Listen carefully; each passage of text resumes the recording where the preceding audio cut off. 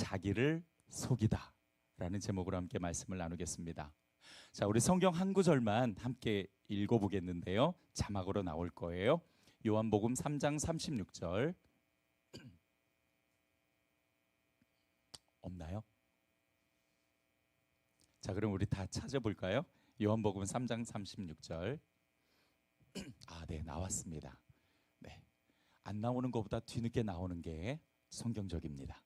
자, 요한복음 3장 36절 함께 읽어보겠습니다. 시작. 아들을 믿는 자에게는 영생이 있고 아들에게 순종하지 아니하는 자는 영생을 보지 못하고 도리어 하나님의 진노가 그 위에 머물러 있느니라. 아멘. 성경 잠깐 띄워주세요. 자, 이 구절을 다시 한번 보세요. 예수님이 영생에 대해서 말씀해 주시는 구절입니다. 그런데 영생을 소유한 자가 누굽니까?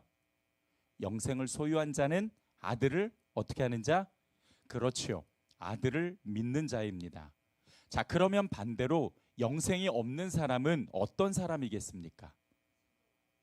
아들을 믿지 않는 자라고 말씀하셔야 되는데 그렇게 말씀하지 않으시고 뭐라고 말씀하세요? 순종하지 아니하는 자라고 말씀하십니다. 그러면 이렇게 정리가 되죠. 믿지 않는 사람은 불순종하는 사람이다. 예수님은 이렇게 믿음과 순종을 똑같이 두셨습니다. 자, 이제 자막 내려주셔도 됩니다. 그럴 수밖에 없는 것이요. 이 믿음이라는 단어 안에 여러 의미들이 있는데 그 안에 순종하다라는 뜻이 담겨 있어요. 믿음과 순종은 같은 겁니다. 그게 자연스럽죠. 믿음과 순종은 뗄 수 없습니다. 그게 자연스럽습니다.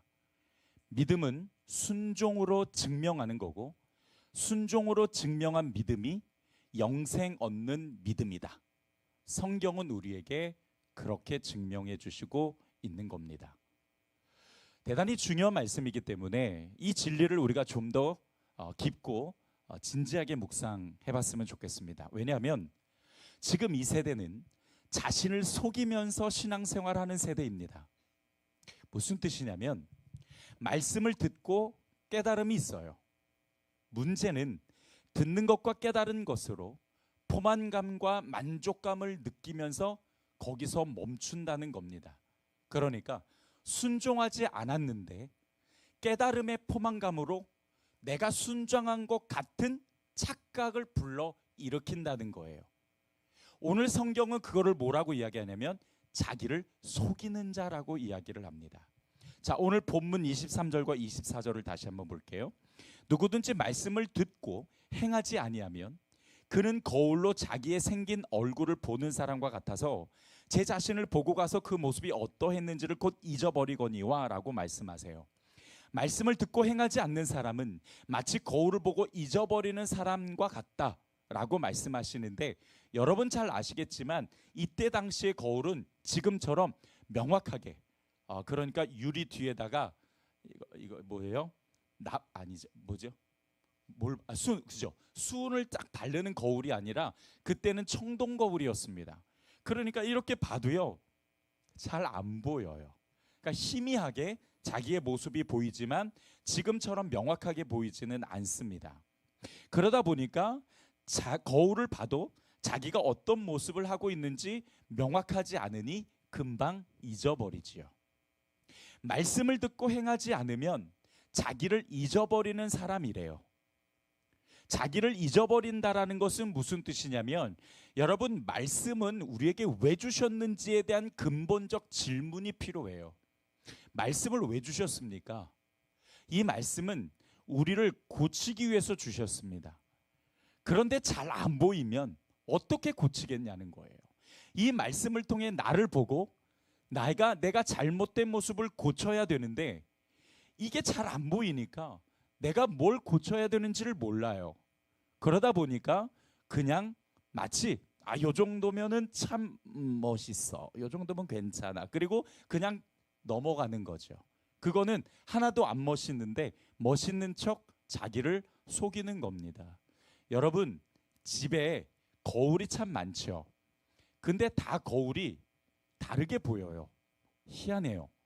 어떤 거울이 제일 마음에 드세요? 네? 안방에 있는 거울, 화장실에 있는 거울, 그러면요. 예쁜 그런 거울은 존재하지 않습니다. 네, 그거는 마법이 걸려야 되기 때문에 그런 거울은 존재하지 않아요. 저는 개인적으로 안방에 있는 거울을 좋아합니다. 이 거울이 사실은 좀 까매요. 그래서 웬만하면 잘 안 보여요.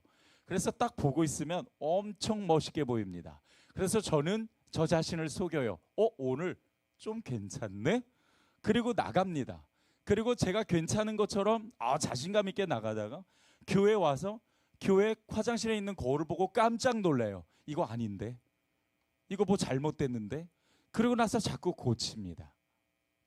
여러분, 거울이 나를 보여주어야 될 때 정확하게 보여주어야 되는데, 그러지 않으면 내가 뭘 고쳐야 되는지를 명확하게 알 수가 없습니다. 풍경화를 그리는 사람이 시력이 좋지 않으면 제대로 된 풍경화를 그릴 수 없는 것과 같은 거예요. 말씀이 그렇습니다. 우리가 말씀을 듣거나 보거나 연구할 때면 그 말씀을 가지고 내 자신을 발견하죠. 때로는 내 안에 있는 하나님의 형상이 얼마나 깨졌는지를 발견할 때도 있고, 때로는 진리대로 살아가기 위해서 어떻게 해야 되는지 원리를 찾아낼 때도 있고, 때로는 말씀대로 잘하고 있는지 내 자신을 스스로 점검할 때도 있습니다. 그런데 그렇게 발견해도 금방 잊어버리면 내가 뭘 고쳐야 할지, 내 죄로 인해서 찢어진 그물이 어떤 건지를 우리가 모른다라는 거죠. 내 자신을 명확하게 모르면. 말씀을 순종하지 않는다라는 것, 이것과 같다는 거예요. 그래서 하나님의 말씀은 반드시 실천해야 합니다. 실천하지 않으면 내 자신이 고쳐지지 않아요. 고쳐지지 않으면 예수님을 닮아갈 수 없고 하나님의 형상을 회복할 수 없죠. 열매도 없죠. 변화도 없을 거예요. 하나님께서 우리에게 말씀을 주신 건 죄로 인해 깨어진 하나님의 형상을 회복하라고 주셨는데, 우리가 더 하나님의 사람으로 온전해지라고 주셨는데, 더 나아지라고 성경 말씀을 주셨는데, 우리가 고치지 않으면 이 말씀이 나에게 유의미하지 않습니다. 그러니 고쳐가야 됩니다. 따라서 합시다. 고치는 게 순종이다. 네. 자, 우리 목소리가 너무 작아서 제가 욱했는데요, 방금. 자, 우리 옆에 계신 분에게 고치는 게 순종하는 겁니다. 우리 함께 격려해 주시기 바랍니다. 고치는 것이 순종하는 것입니다. 한 번만 하시네요. 사람은 여러 군데 있는데. 아무튼. 그래서 여러분, 우리가 고쳐줘야만 예수님을 닮아가는 변화가 있고 성령의 열매가 맺어지고 죄로 인해 깨어진 하나님의 형상이 회복되면서 어떤 사람이 되냐? 영적인 그리스도인으로 성숙하고 변화되어져 가는 것입니다. 말씀으로 나를 고치지 않으면 그 말씀은 나에게 유의미하지 않다고요. 나를 고치기 위해서 거울처럼 나에게 주셨는데 내가 이 말씀을 순종하지 않으면 뭐가 고쳐지겠어요? 오늘 본문에서는 이렇게 자신을 잊어버리는 사람, 순종하지 않고 자기를 고치지 않는 사람을 뭐라고 이야기하냐면 자기 자신을 속이는 사람이라고 이야기를 해요. 자, 오늘 본문 22절을 한번 보세요. 듣기만 하여 자신을 속이는 자가 되지 말라라고 말씀하시죠. 자기를 속인다라는 건 아까 제가 거울을 비유로 말씀드렸던 것처럼 착각하게 만들어요. 열매가 있다고 착각하게 만들고 성숙해져 간다고 착각하게 하고 하나님이 기뻐하시는 사람이 되어 간다고 착각하게 하고 자기가 구원받은 믿음을 가졌다고 착각하게 만드는 것, 그게 속인다라는 뜻입니다. 굉장히 무서운 거죠. 여러분, 사람이 그래요. 뭔가 새로운 것을 알게 되면 지적 호기심이 채워지죠. 몰랐던 것을 새롭게 알게 되는 것만으로도 나름대로 만족감을 얻게 됩니다. 그뿐만 아니라 그 말씀이 마음으로 깨달아지면 마치 세상의 모든 진리를 내가 다 가진 것 같아요. 굉장히 기쁩니다. 뿌듯합니다. 신학자가 된 것처럼 너무너무 그 마음에 포만감이 크게 느껴져요. 그런데 문제는 그냥 여기서 그치게 된다는 거죠.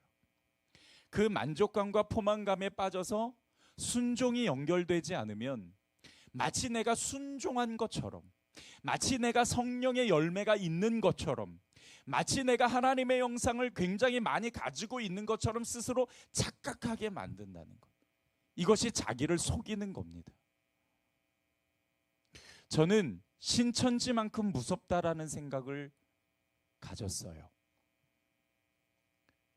자기를 잊어버리는 것, 그것은 자기를 속이는 것, 그것은 곧 말씀을 듣고도 실천하지 않고 자기를 고치지 않는 사람입니다. 자, 그렇다면 내 자신을 속이는 자가 되지 않으려면, 즉 자기를 잊어버리는 자가 되지 않으면 도대체 어떻게 해야 될까요? 자, 우리가 오늘 본문 말씀에서 분명한 것 하나를 주목했어요. 나를 잘 비춰주는 거울이 있으면 되는데 그 거울이 나를 잘 비춰주지 않으면 내가 뭘 고쳐야 되는지를 잘 안 보인다는 거죠. 그래서 마치 멋진 사람처럼 스스로 생각하면서 지나가지만 사람들을 보기에는 저 사람 왜 저래? 이렇게 볼 수밖에 없는 거죠. 자기를 속이면서 살아가요.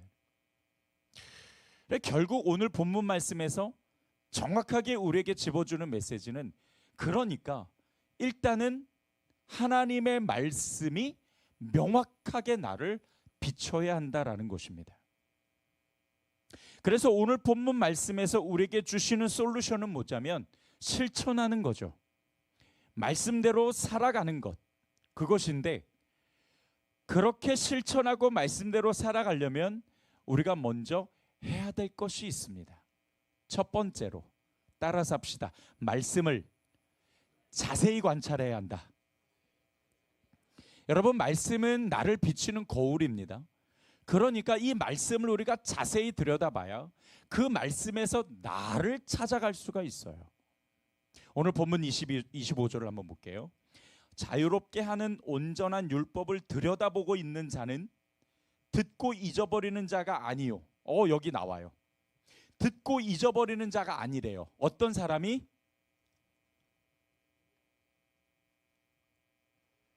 제가 보는 성경과 혹시 좀 다른가요? 다른 본문을 보고 있으신 거 아니죠? 자, 다시 한번 25절을 보면 자유롭게 하는 온전한 율법을 들여다보고 있는 자는 듣고 잊어버리는 자가 아니요. 자, 그러니까 듣고 잊어버리는 자가 아닌 사람은 뭐 하는 사람이에요? 율법을 아니죠. 율법을 들여다보고 있는. 자, 여러분, 제가 뭔가 잘못 속임수를 온 것 같습니다. 질문을.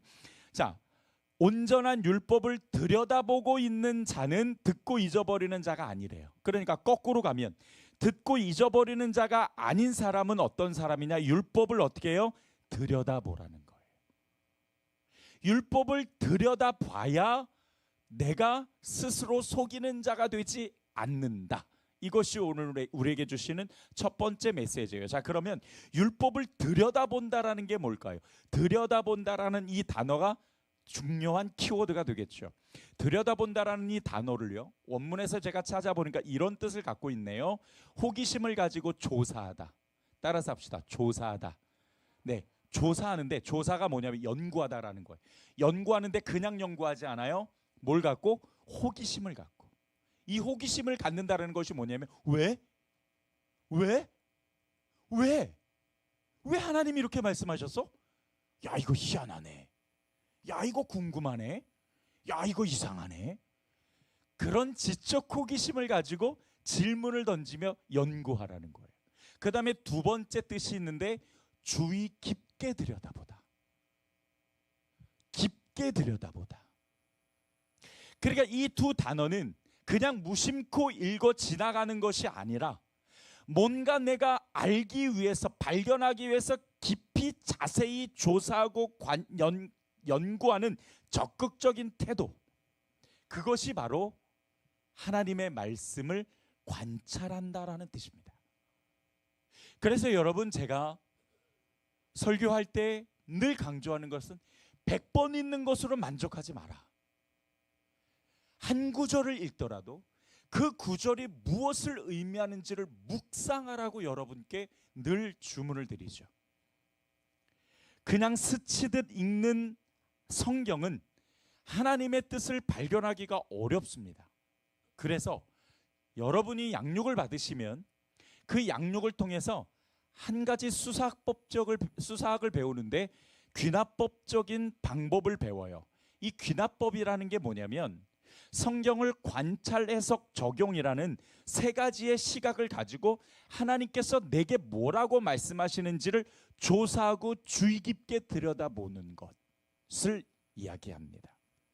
그래서 성경이 말하고 있는 것을 자세히 관찰하고 성경이 말하고자 하는 의미를 찾아서 우리의 삶 속에 적용하는 것, 이것이 귀납법적 방법이에요.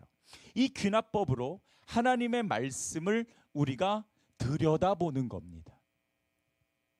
호기심을 가지고 조사하고 주의 깊게 들여다보는 거예요. 더 나아가서 우리가 자세히 들여다봐야 될 것이 또 하나 있어요. 그것이 뭐냐면 내 모습입니다. 여러분, 나의 깨어진 모습을 내가 발견하려면 나는 어떤 사람인지, 내가 어떤 삶을 살고 있는지, 사회에서는 어떤 사람이냐, 집에서는 어떤 사람이냐, 또 내가 하나님과의 관계에서는 어떤 사람이냐, 또 내가 하나님을 잘 알고 있는가, 다른 사람과의 관계에서 나는 어떤 사람인지를 분명하게 알고 있어야 합니다. 부족하고 연약한 모습이 무엇인지를 명확하게 알아야 돼요. 그래야 하나님께서 내게 주신 그 성경을 자세히 들여다봤을 때 그 성경에서 깨달아지는 것을 내 삶에 집어넣어서 적용할 수가 있겠죠. 여러분, 자기를 자세하게 알면 진리를 어떻게 활용해야 되는지를 알게 돼요. 그런데 보통 말씀을 잘 아는데 변화가 없는 사람들 있죠. 옆에 한번 보세요. 옆 사람 한번 보세요. 그 사람은 아니에요. 네, 그분은 아닙니다. 우리 주위에 정말 말씀은 잘 아는데 지식은 정말 많은데 변화가 없는 사람들. 문제가 뭐냐면 자기를 몰라요. 말씀은 잘 아는데 자기를 모르니까 변화가 안 되는 거예요. 자, 그러면 도대체 내가 나를 잘 안다라는 건 구체적으로 어떤 걸까요? 여러분이 양육을 받으시면 이제 이 적용법을 배워요. 적용법을 배우는데 이 말씀을 적용하는 영역이 4가지입니다. 몇 가지라고요? 정말 잘 기억해 주셔야 돼요. 제가 꼭 부탁드릴게요. 진짜 오늘 말씀 너무 중요하니까 주의 깊게 들으시고 받으시고 오늘 잘 기억하셔야 돼요. 내가 하나님의 말씀을 적용할 때 그 적용의 영역이 몇 가지? 4가지입니다. 첫 번째로는 영적인 영역, 두 번째로는 사회적 영역, 세 번째로는 지적인 영역, 네 번째로는 신체적 영역입니다. 자, 따라서 합시다. 영적인 영역, 사회적 영역, 지적인 영역, 신체적 영역. 야, 어디 가서 이런 설교 못 들으시는데 자, 잘 들으셔야 돼요. 자, 그럼 영적인 영역이 뭐냐면 하나님을 알아가는 일, 말씀을 깨닫고 실천하는 것 등 하나님이 기뻐하시는 모습으로 변화가는 영역, 하나님과의 관계에서 하나님을 알아가는 일을 영적 영역이라고 해요. 그 다음에 두 번째 사회적 영역은 건강한 정체성과 자존심을 가지고 이웃과 소통하고 이웃과 관계를 하는 것들, 이웃 사랑을 실천하는 영역이 사회적 영역. 그 다음에 세 번째 지적 영역은 하나님이 만드신 세상에 대한 이해와 성경적 세계관을 가지고 세상을 바라보고 학문을 연마하는 영역. 다시 말하면 이 지적 영역은 하나님이 만드신 이 세상에 대한 이해입니다. 그러니까 지금으로 말하면 어떤 인간론이라든지 그런 사회과학 영역 있잖아요. 그런 영역을 이야기하는 겁니다. 그 다음에 네 번째 신체적 영역은 내 몸을 잘 관리하는 것과 하나님이 만드신 세상을 잘 돌보고 관리하는 영역, 이것이 바로 신체적 영역이에요. 한 번만 더 반복했으면 좋겠는데 시간이 없으니까 여러분께서 나중에 설교를 리플레이해서 한번 들어봐 주시기 바라고, 이렇게 4가지 영역을 나눠서 자기 자신을 들여다보고 자기 자신을 바르게 알아야 돼요. 내가 하나님과의 관계에서 영적 영역에서 나는 어떤 사람인가? 하나님과의 관계에서 지금 나는 건강한가? 그 다음에 사회적 영역, 이웃과의 관계에서 나는 지금 건강한 관계를 형성해 가고 있는가? 지적 영역, 하나님이 만드신 세상에 대한 이해와 성경적 세계관을 가지고 세상에 대한 그런 학문을 내가 지금도 잘 연마하고 있는가? 네 번째, 신체적 영역, 내 몸과 그리고 하나님이 만드신 이 세상을 내가 잘 관리하고 있는가? 이런 영역, 네 가지의 영역에서 하나님의 말씀을 적용하는 겁니다. 이 네 가지 영역을 통해서 내 자신이 어떠한 존재고 사람인지를 내가 자세히 들여다봐야 돼요. 그래야 하나님의 말씀도 들여다보고 내 자신도 들여다봐서 하나님의 말씀을 내 자신의 네 가지 영역에서 어디에 적용을 해야 될지를 명확하게 판단할 수가 있습니다. 자, 그 다음에 큰 첫 번째로는 뭐냐면 말씀을 자세히 관찰하라. 두 번째로는 도전과 실패를 두려워하지 마라. 디모데후서 3장 16절로부터 17절을 한번 볼게요. 모든 성경은 하나님의 감동으로 된 것으로 교훈과 책망과 바르게 함과 의로 교육하기에 유익하니 이는 하나님의 사람으로 온전하게 하며 모든 선한 일을 행할 능력을 갖추게 하려 합니다. 이게 성경을 주신 두 가지 이유입니다. 하나님의 사람으로 온전하게 하고 모든 선한 일을 행할 수 있는 능력을 갖추는 것, 이게 하나님이 성경을 주신 이유인데, 이런 능력을 갖추게 하기 위해서 네 가지의 교육 방법이 있어요. 몇 가지의 교육 방법? 네 가지. 첫 번째가 교훈, 책망, 바르게 함, 의로 교육. 이 네 가지의 교육 방법을 통해서 하나님은 우리에게 하나님의 사람으로 온전하게 하고 선한 일을 행할 능력을 갖추게 하신다라는 거예요. 성경으로. 그런데 여기 네 가지 중에서 우리가 좀 더 주목해 봐야 될 것이 뭐냐면, 네 번째, 교훈, 책망, 바르게 함, 의로 교육. 이 교육이라는 단어가 우리가 생각하는 그러한 학습이 아니라 사실은 영어 성경에는 트레이닝으로 되어 있습니다. 훈련이에요.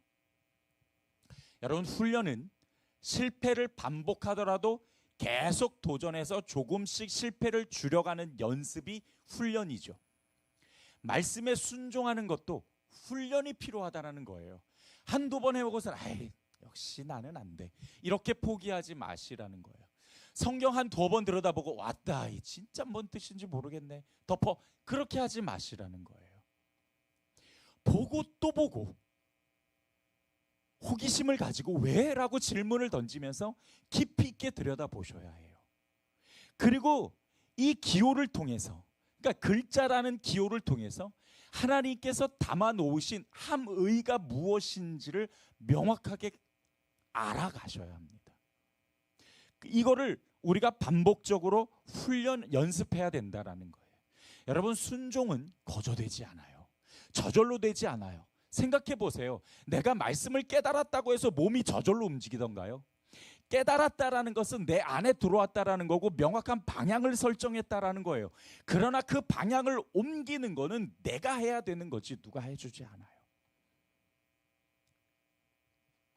그러니까 여러분, 순종도 훈련이 필요해요. 반복 연습이 필요합니다. 몸에 익숙해지기까지 많은 연단과 과정이 필요해요. 그래서 이 말씀을 우리가 자꾸 반복해서 연습하고 훈련해야 되는 거죠. 자, 오늘 본문에서도 자유롭게 하는 온전한 율법이라고 말씀하시잖아요. 그러니까 하나님의 말씀은 나를 자유롭게 해주신다. 그러니까 여기서 자유롭게 해준다는 것은 어디에 편협적으로 얽매이지 않게 한다. 여러분, 우리가 어떤 거에 하나 딱 빠지잖아요. 빠지는데 그게 잘못된 빚을리면 우리는 거기에 얽매이게 됩니다. 그런데 대부분이 그래요. 우리가 잘못되어져 있는 지식과 잘못된 관점을 가지고 편협적 시각을 가지고 계속 파고 들어가요. 그게 나를 얽매고 그게 나를 힘들게 하고 나로 하여금 영적으로 피폐하게 만들어요. 그런데 하나님의 말씀은 그 잘못된 비진리를 끊어내고 나로 하여금 하나님의 마음을 가지고 평안과 행복함을 느끼게 해주는 것, 여러분 그게 자유함입니다. 하나님의 말씀이 나를 그렇게 만들어준다. 온전한 율법, 하나님의 온전한 말씀으로 나를 자유롭게 해준다라는 거예요. 그 자유함에서 기쁨과 만족을 느끼게 되는 거죠. 아무튼 중요한 건 하나님의 말씀을 순종하는 건 저절로 되는 게 아니다. 반복 훈련이 필요하고 연습이 필요하다. 이게 두 번째 우리에게 주시는 메시지입니다. 마지막 세 번째, 기꺼이 대가를 치러야 합니다.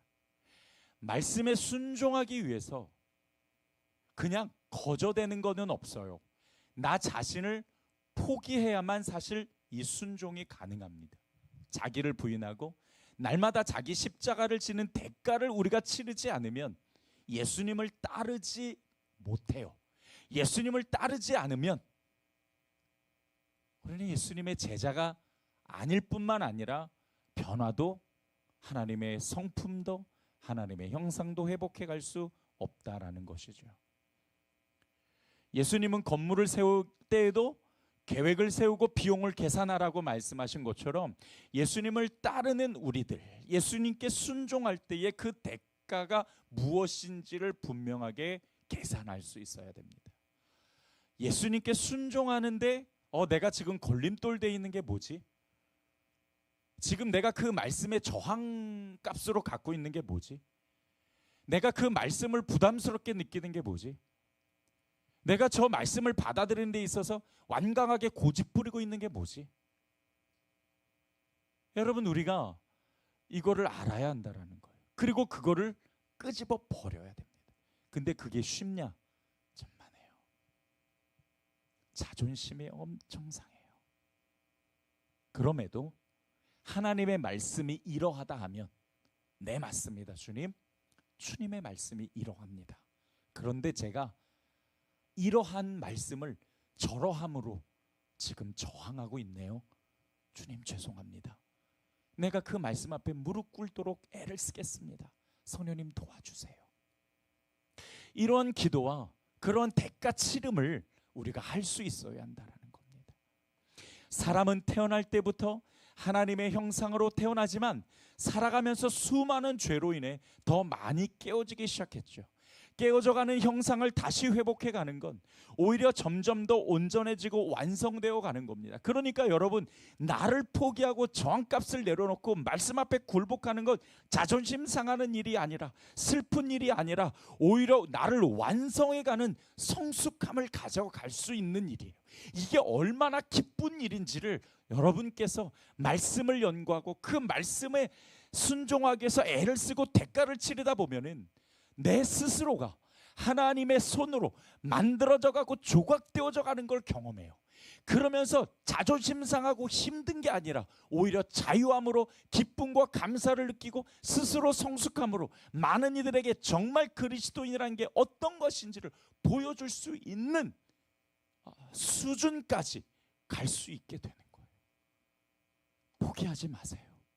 말씀 순종하는 건 저절로 되는 것이 아니에요. 그럴 것 같으면 순종하라는 명령을 뭐하러 주셨겠어요? 자연스럽지 않아요. 따라서 합시다. 순종은 자연스럽지 않다. 자연스럽지 않다라는 건 무슨 뜻이에요? 억지로 해야 된다. 원래 순종이라는 뜻은 그 억지라는 단어와 사실은 연결은 되지 않아요. 그러나 내가 순종이 안 될 때는 복종이라도 해서 하나님 앞에 굴복해 가야 되죠. 자, 말씀을 정리하겠습니다. 말씀을 듣고 순종하지 않는다? 이거는 자기를 속이는 거예요. 그 말씀을 듣고 받고 깨닫는 포만감에 마치 내가 순종한 것처럼, 내 믿음이 굉장한 것처럼, 내가 훌륭한 영적인 그리스도인이 된 것처럼 착각하게 만들어요. 참 무섭죠. 그래서 우리로 하여금 열매 없는 자가 되게 만들어요. 사단이 우리를 길들이는 방법입니다. 순종은 말씀을 자세하게 들여다보고 대가를 뭘 치러야 되는지를 자신을 분명하게 알고 그 말씀에 끊임없이 훈련, 반복해서 연습하는 도전들이 우리 가운데 있어야 한다는 겁니다. 성경은 우리에게 이렇게 요구를 하고 계세요.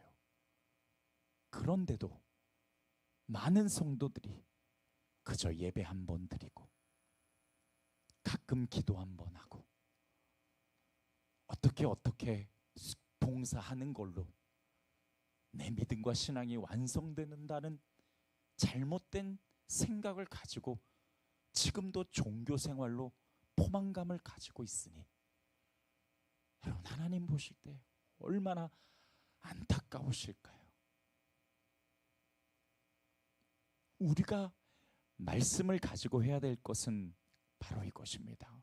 여러분, 더욱 순종하는 자가 되기 위해 노력하셔서 오늘 말씀처럼 복된 자가 되기를 주님의 이름으로 축복합니다. 주님, 오늘 말씀이 매우 무겁고 따갑습니다. 성경이 우리에게 무엇을 요구하시는지를 잘 알겠는데 우리가 이렇게 해본 적이 별로 없어서 우리에게는 굉장히 큰 숙제를 받은 것 같습니다. 그러나 우리가 나중에 하나님 앞에 섰을 때 기회 없는 사람보다 지금 우리가 이 말씀으로 내 자신을 굴복해서 말씀대로 순종하기 위해 애를 쓰며 살아가는 것이 우리에게 있어서는 더 큰 은혜임을 기억하고 우리 성도들이 오늘 말씀으로 내 자신을 내려놓고 그 말씀에 굴복하며 하나님 앞에 나아갈 수 있는 결단과 도전이 우리 성도들 가운데 있도록 성령께서 인도하여 주시옵소서. 감사드리고 예수님의 이름으로 기도드렸습니다.